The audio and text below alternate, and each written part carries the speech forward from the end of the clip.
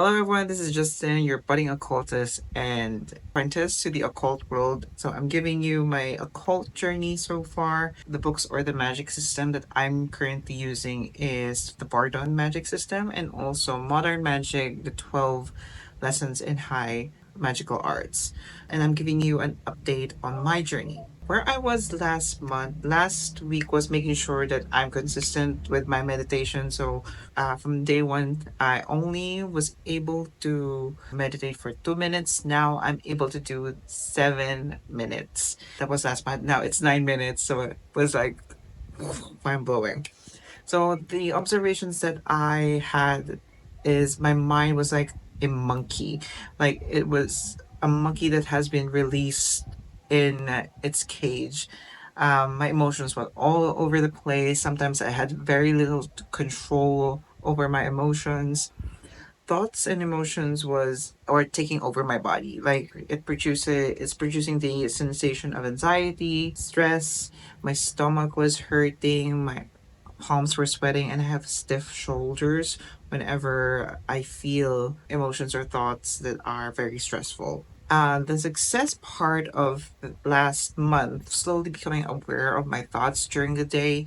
Even though I'm not meditating that much, the thoughts and the feelings, I was becoming more and more aware of them. Really, awareness is such a powerful tool for you to know your emotions, know your thoughts during the day. What I learned last week was thoughts and emotions are like spirits. They can temporarily possess your body and make it do things or sabotage your work or sabotage your emotional stability.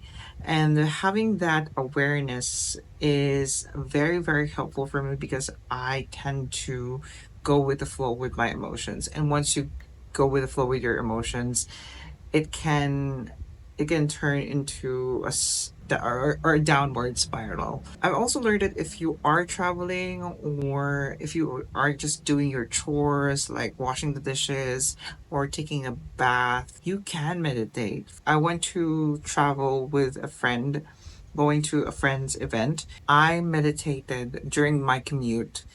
Actually, it's really hard for me to meditate with my eyes open, watching my surroundings and as well as watching my own thoughts. Thoughts can just arise and then it strings to different or it associates to different things. So yeah, you can observe your thoughts. You can do your meditations when you're washing dishes, when you are taking a bath. There's really no activities you can do in order to do the meditation. The possibilities are endless. Even right now, I can do a meditation in front of you, being able to focus on my words and my thoughts simultaneously. So you can meditate anywhere as you please. I've also learned that thoughts are like waves. They tend to arise and then they tend to fall flat again. So whenever the thoughts will arise, I will observe it, and then once I observe it, like, I'm having a thought, and then it subsides, and then another thought will rise, and then I observe that, and it falls flat again. So during the day, that's what I've observed on my own mind. I'm not so sure if you guys experience the same thing. Meditation has become part of my daily routine, observing my thoughts. Whenever I say meditation, it's just observing my thoughts, observing my my internal processes. Big lesson that I took away from last week or last month was that you are not your thoughts and you are not your emotions. If it passes through your mind and if it doesn't stay, then that's not you. It's really not you. It's just something that it's like a cloud or a rainy storm ahead. That if this thought stresses you out, if this thought worries, makes you worry about things or to feel that anxiety, know that it's not you as a person. It's just something that passes through your mind, through your body, through your spirit, and it's not gonna stay. I have the ability to be a bit more objective rather than the emotional. I'm a very emotional person, and with meditation and also observing my own internal processes, I now have the ability to be a bit more objective about what things are going on with my life. I'm not blowing them up out of proportion and making myself stressed out. The exercise of observing your thoughts itself is a superpower. Awareness itself is a superpower. This month has been absolutely a breeze. It was so much lighter than it was in the previous months because I eliminated a lot of things that's stressing me out, especially at work. Quit my second client, because it wasn't really aligning with the lifestyle that I want, and also it just emotionally drains me. I want to experiment this week with beads. I actually have beads right now. So these are my meditation beads. When I observe when I meditate, I just observe my thoughts.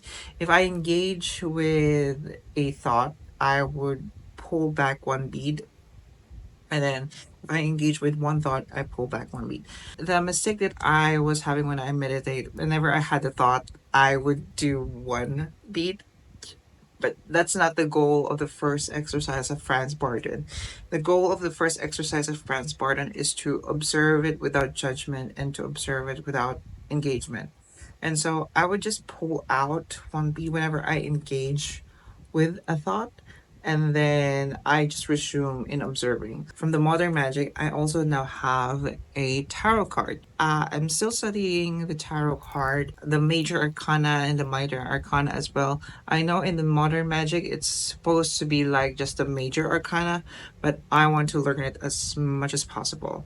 So whenever I do the pull outs for the card, I would look up on the internet what does it mean and what does it mean for me as a person, and I reflect on it. The third thing that I'm doing this week is actually the LBRP.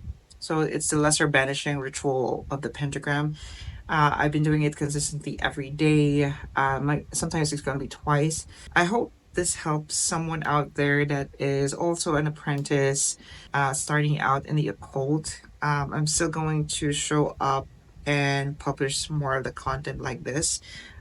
So yeah, if you appreciate this, give a like, follow, subscribe.